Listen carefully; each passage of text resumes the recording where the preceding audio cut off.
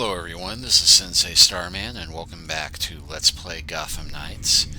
Well, here we are, back home again, jiggity jig, and it is finally the end of Night 5. I could have sworn it's still Night 4, but anyway, 9 crimes stopped. Mostly normal difficulty, 5 bonus objectives, 7 cops rescued, 12 citizens rescued. Defeated 19 times, it seemed like more. Elemental effect damage, 5 times defeated by elemental effect. I'm assuming that doesn't count the traps in the Court of Owl's base, but we dealt out nearly 92,820 points of damage via 203 enemies, 42 silent takedowns.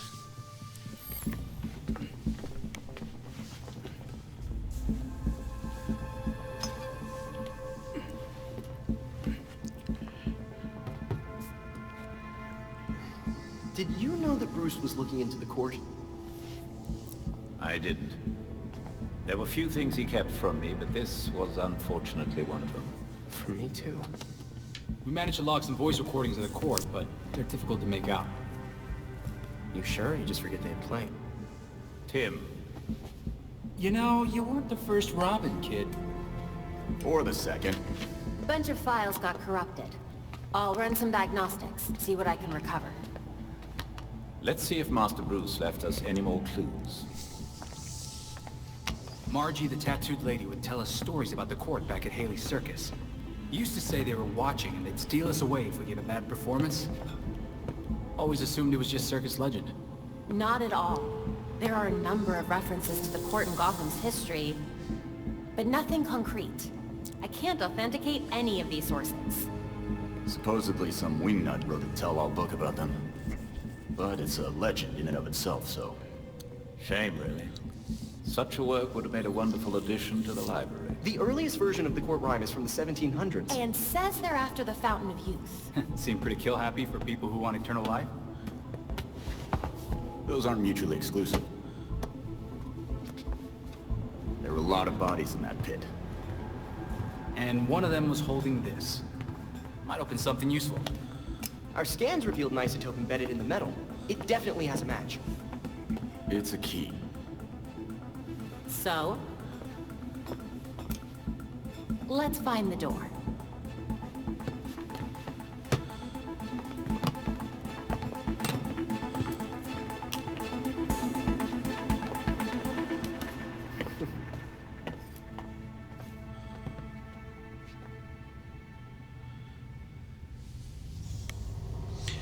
Alright, just got an achievement, Whispered Words.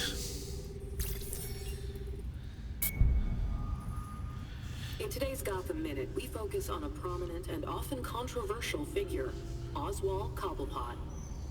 The most infamous, if not famous, member of Gotham's long-established Cobblepot family, Oswald Cobblepot entered into business from a young age.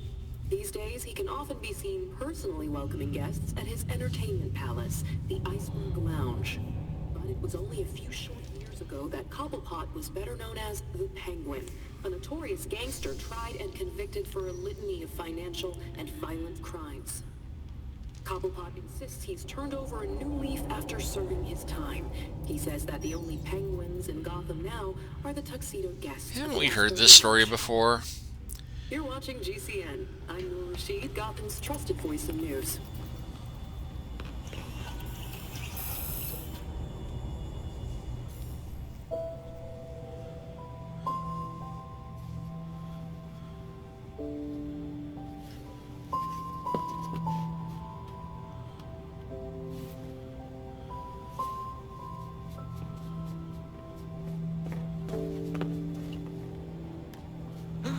A crime scene? Cool.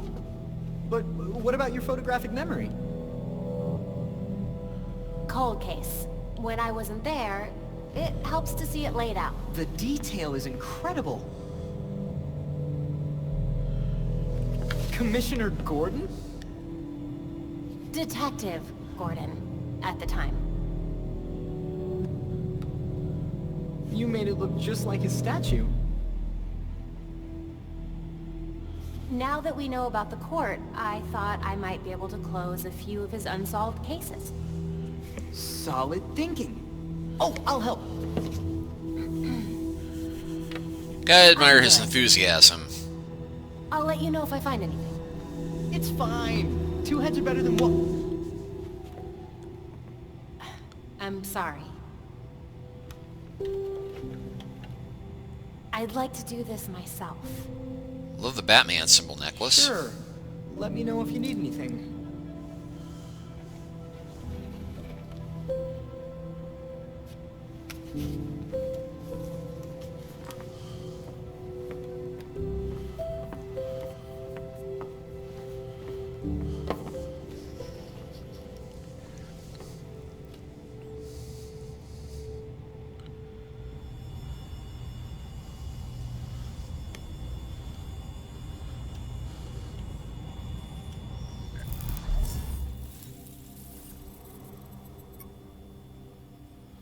Let's give me reach the Gotham Gazette as a mission, and oh.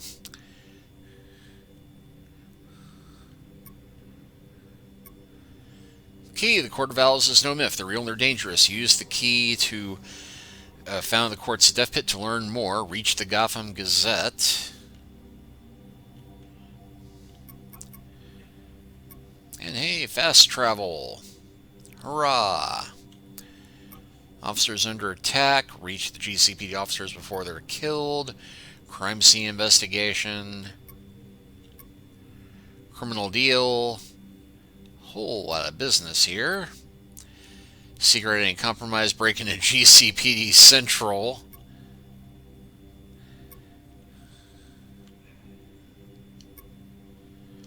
Organ trafficking mission.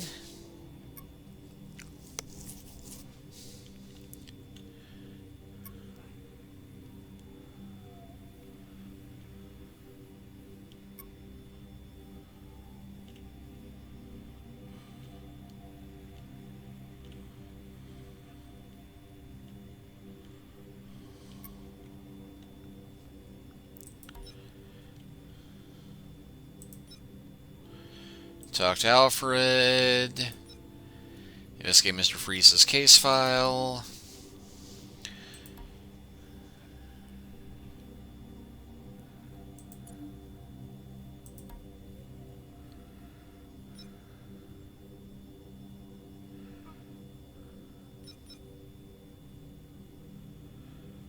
%75% defense bonus when hit by enemy counterattack. Most enemy attacks can't interrupt my heavy melee. Increase heavy melee attack damage by 10 and stun elemental by 20. Increase critical damage by 20. This upgraded version of Beatdown can interrupt enemies' armored attacks. I could do that before. Elite Beatdown. Increases chance of landing a critical.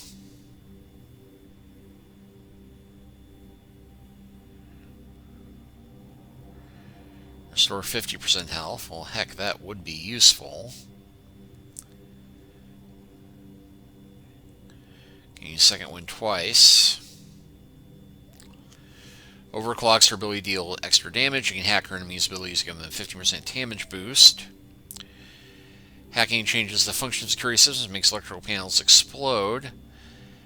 Health packs grant extra bonus. That's handy. But let's go with the knighthood abilities.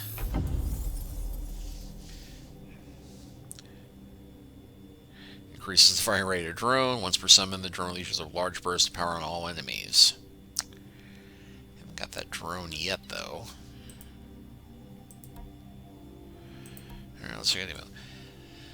Let's see, Jada Tompkins, organ thefts. Hey Batman, this is Jada. My mom gave me this address in case I need to contact you. There's been a big spike in organ theft lately, and the GCPD aren't doing anything about it. I know you're busy, but I don't know who else to turn to. If you're returning stolen organs, get to my mobile clinic. I'll make sure they're sent to the right people. Unsurprisingly, Langstrom wasn't working alone. He had an assistant helping him with his, let's say, less savory work. I suspect he knew about the court too. I wonder if he's a plant. A plant? Is poison ivy involved? Grace interview. Can I be the first to say you take far too much pleasure messing around with the people who underestimate you? I read the interview you did with Gotham's elite. You had the reporter convinced you're a golden retriever in very tailored clothing. Who is Dick Grayson? Bruce Wayne's Scion Tells All by Arturo Rodriguez. The apple doesn't fall far from the tree, it seems. Dick Grayson, much like the recently departed Bruce Wayne, is an irresistible flirt. The tabloids are flush with mentions of his exploit and the gorgeous company he keeps. I asked if he has a specific type, and he lean quotes, then and lowered his voice to an infinite purr, his gaze for me and no one else. People are gorgeous, all of them. Why restrict myself to an archetype when this world is full of beauty? Gorgeous, gorgeous people everywhere, including the ranks of Gotham's elite. Yeah, Dick has a reputation for being a player in the comics, and it is not entirely an act. While some might disdain his puppy-like enthusiasm, I have a suspicion that Dick Grayson might one day live up to societal expectation. He only needs to learn how to calm down. Personally, of age show up Bruce Wayne's ability to differentiate the personal and the professional. Why, we've all heard the rumors. Aren't I a golden retriever in very tailored clothing, though? Also, so I got to believe it might be Bruce Wayne's illegitimate son? Yes, I did. Now tell me why you let him down that rabbit hole. Because it's funny, and the rumors that there are, the less chance anybody will figure out the truth of who I really am. The world would freak out if it learned you were such an evil mastermind. Best not tell them then, ha ha. Urgent. Babs, this was really bad. I was tracking a member of the court, hoping I could pick up some intel, but I blinked and disappeared. It was a real Houdini act. Deanie.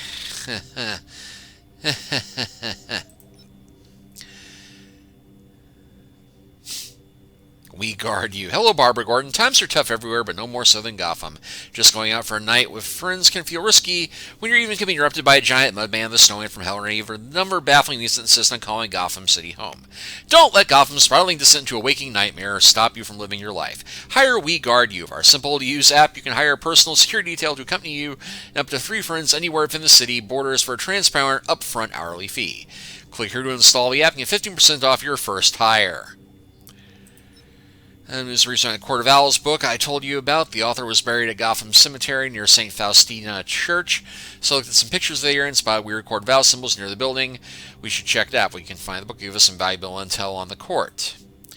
Anonymous source, what? You don't know me, I'm a friend of Batman's. He asked me to contact you through this address if I hadn't seen him for a while. I have information that could be of use to you. Come see me in North Gotham. I've included the map coordinates. That's not suspicious at all. Hey, we keep getting weird reports of some weird guy mugging people all over town. The victims say he doesn't have a face, probably a mask or something, so it's hard to get a description. We haven't found him yet, but I thought I'd let you guys know. Maybe you'll have better luck catching him.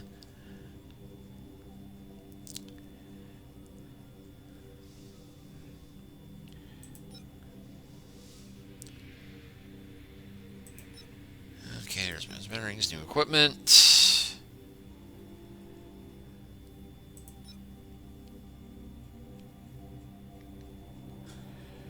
Okay, I think that clears out the email.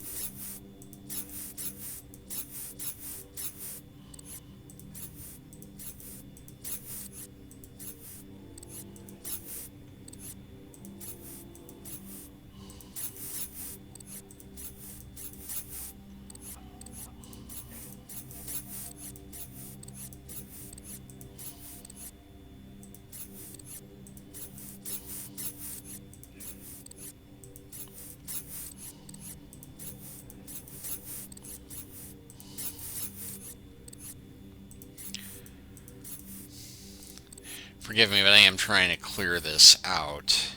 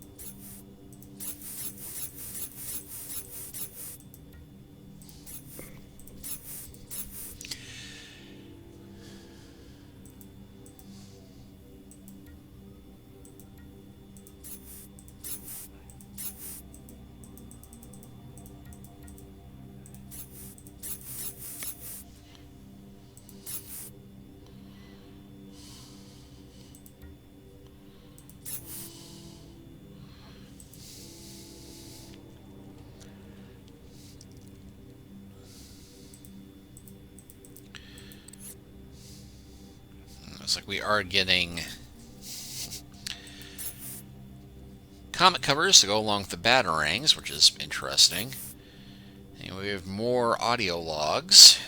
Log entry BT-81. I just finished packing Alfred's luggage into the taxi.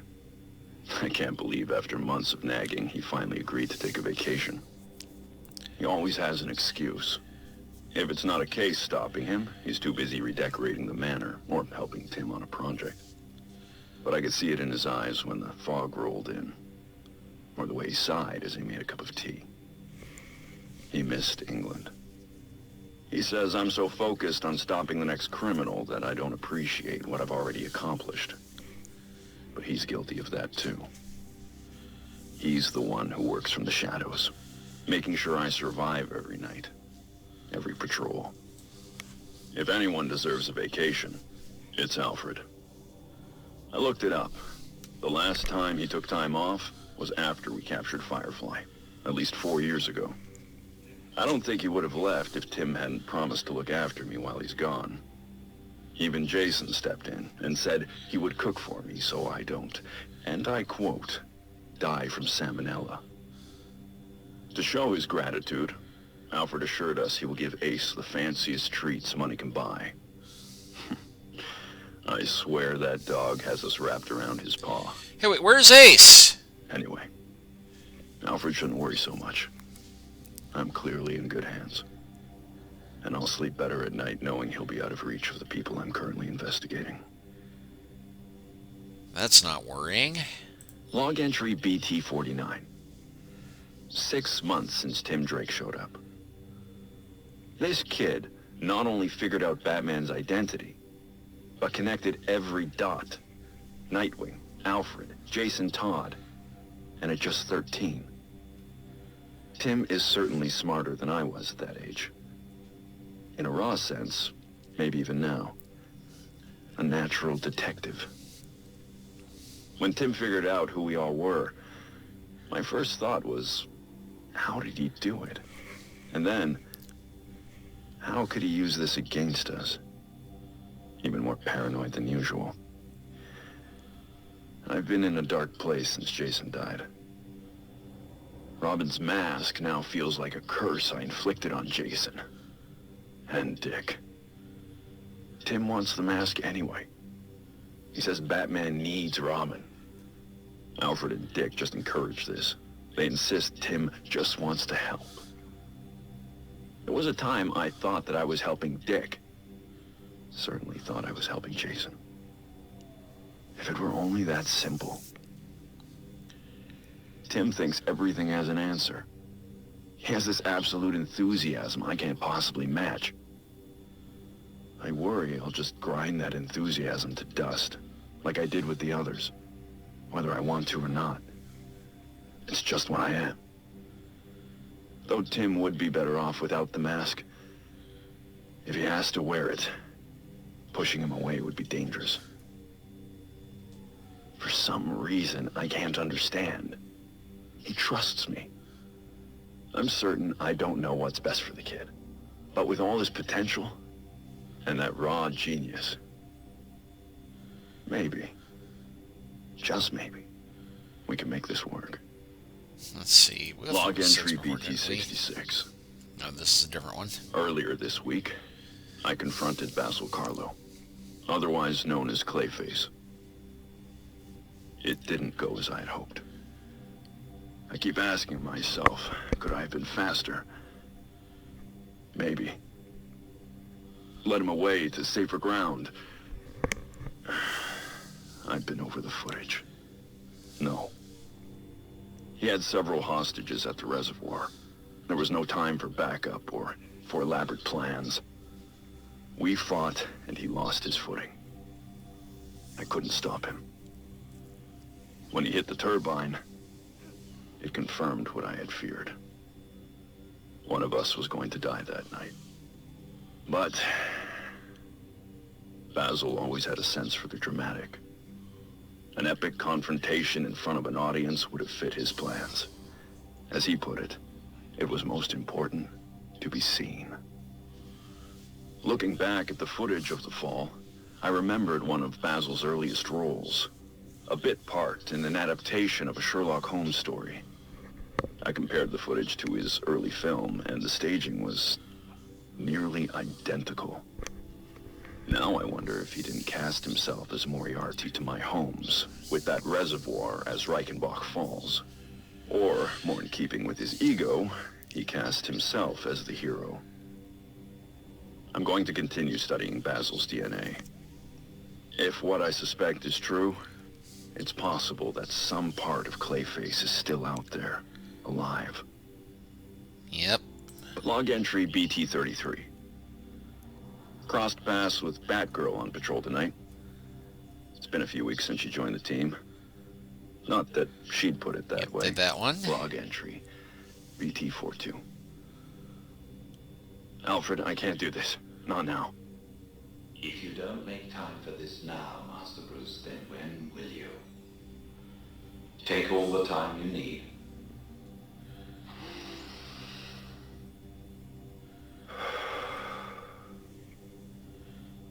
I didn't know so much could go so wrong. There's nowhere else I can go. Dick stopped by Gotham again. Our meetings lately have been strained. I pushed him away. And this time I don't know if he'll ever come back.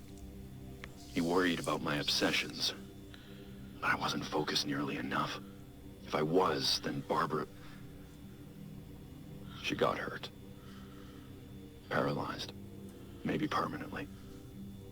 Because she was trying to help me. I let her take on too much. I should have been there. I failed her. Barbara, and Dick, and Jason. Jason barely got a chance. He could have been great for Gotham. The best kind of Robin. But he was reckless, rushing into danger like that. No. I'm responsible for this. After being too strict with Dick, I tried to give Jason more freedom. I should have been paying more attention. He went off on his own to be a hero.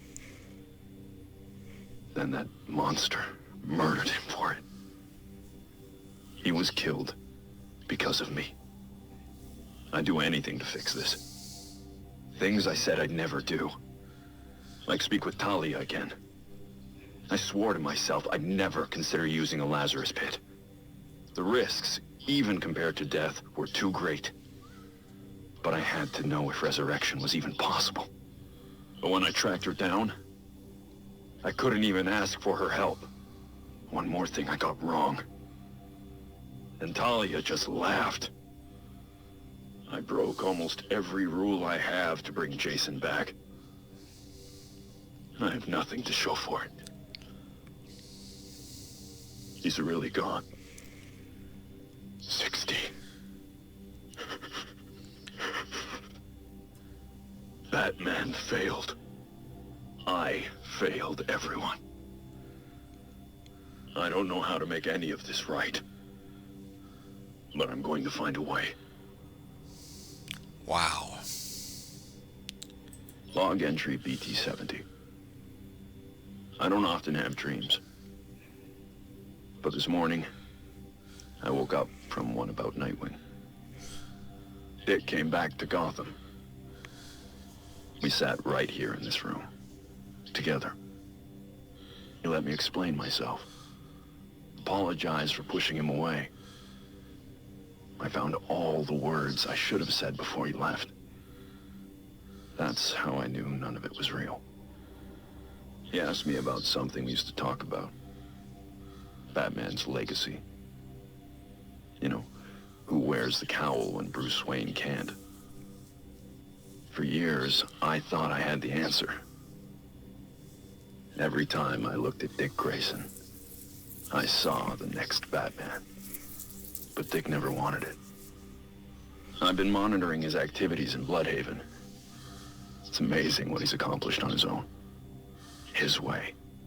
With courage and kindness. I see it clearly now. I don't want Nightwing to become Batman. I need Batman to be more like Nightwing. Despite everything, I just wish he was home, so we could talk. Really talk. I'd tell him how proud I really am. That Nightwing is the better version of what Batman was meant to be. That because of Dick Grayson, Bruce Wayne became a better man. I'd tell my son that I miss him. I'll tell him the next time he comes back. He doesn't need me bothering him. He doesn't need me at all.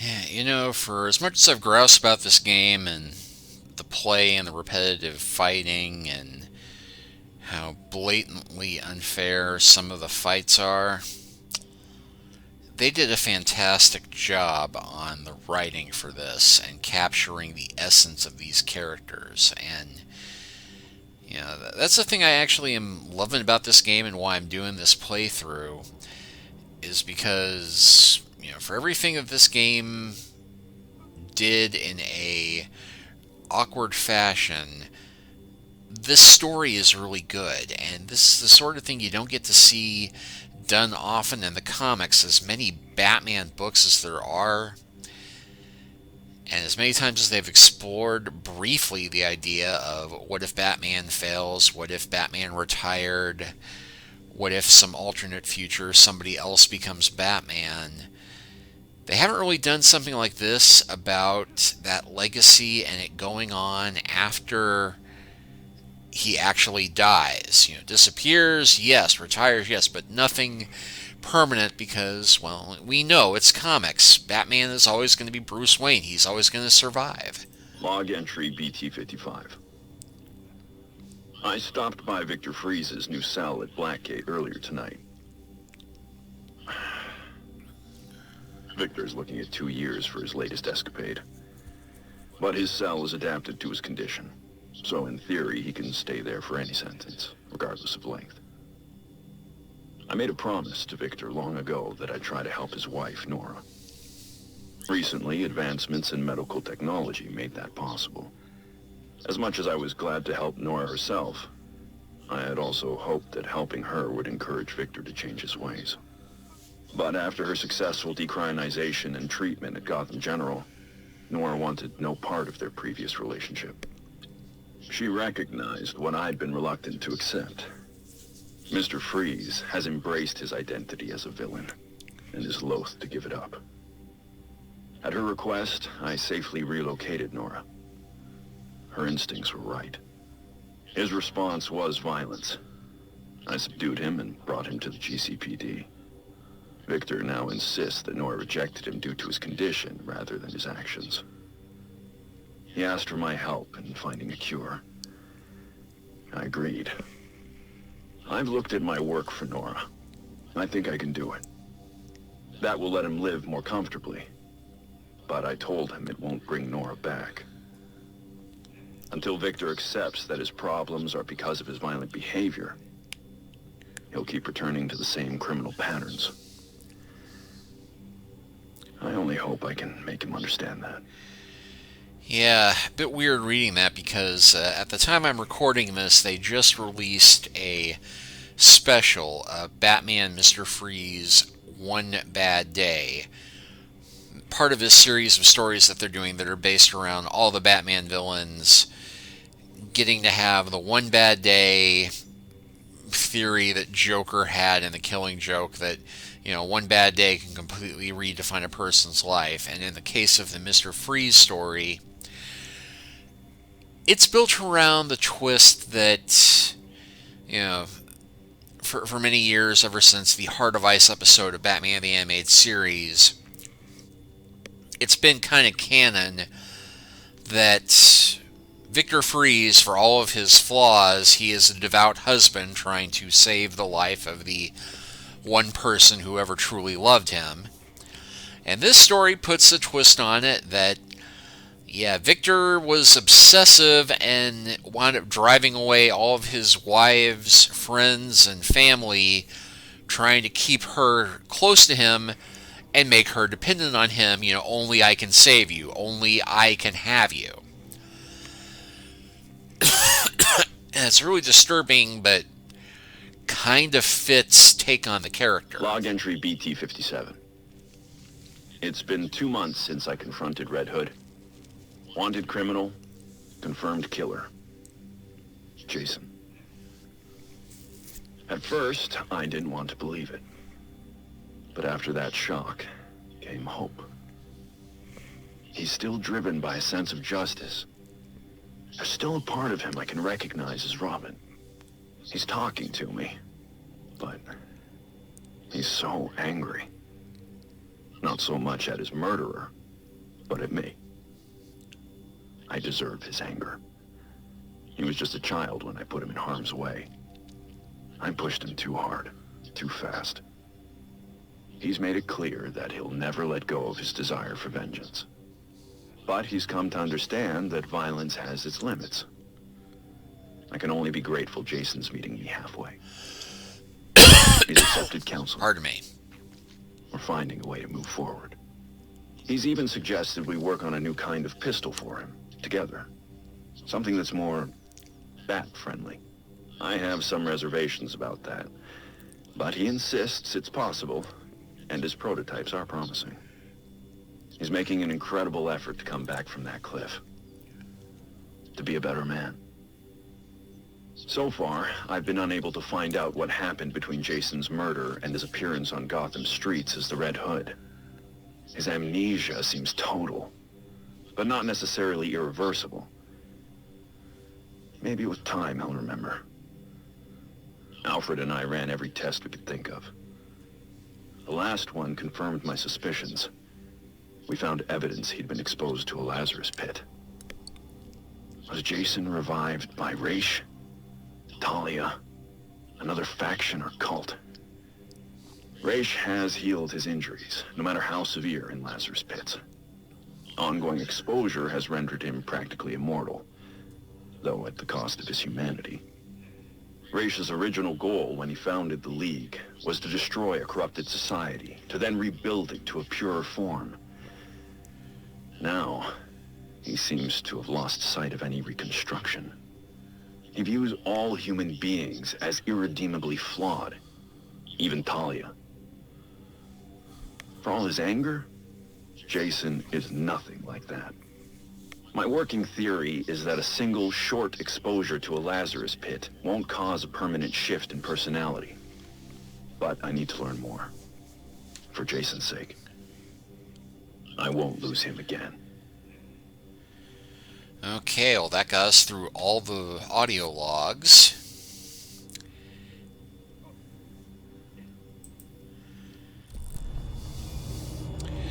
Well, thank you for bearing with me for this slightly longer than usual chapter. I'm going to go ahead and stop here, but next time we will continue clearing out the belfry because it's been way too long since we've been here. But again, thank you all for watching. Please like and subscribe if you haven't already, and I'll see you all next time.